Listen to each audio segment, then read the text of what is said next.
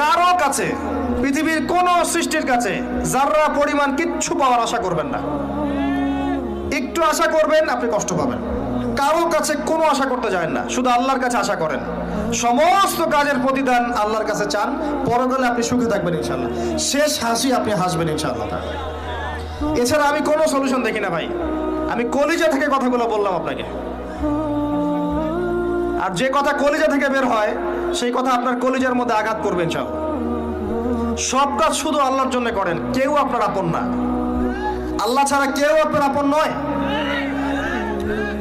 আপনি ভুল করবেন যদি আপনি অন্য কাউকে আপন মনে করেন। আপনার পলিটিক্যাল লিডার, আপনার প্রশাসনের স্যার, আপনার পরিবারের স্ত্রী, আপনার সন্তান, হাবি হাবি যা যা আছে, যদি মনে করেন আমার আপনজন, আপনি ভুল করবেন। সবাই সবার স্বার্থ চেনে, সবাই সবার স্বার্থ চেনে। শুধু আল্লাহ আপনাকে নিঃস্বার্থভাবে ভালোবাসেন, আল্লাহ পাক স্বার্থ চান না।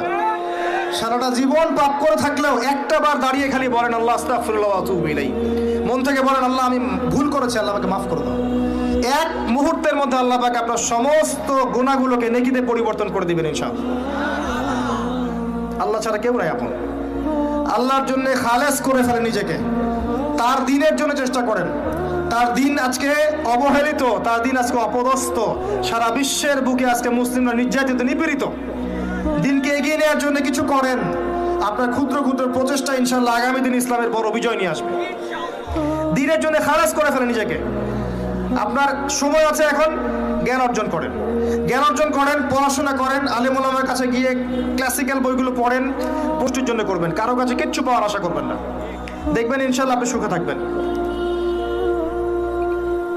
একটা পর্যায়ে গিয়ে নূহ আলাইহিস সালামকে বলতে হয়েছে রব্বি আন্নী মাগলুবুন ফান্তাসির। আল্লাহ 950 বছর দাওয়াত দিলাম, মানুষ কথা শোনে না, মানুষ শোনেই না।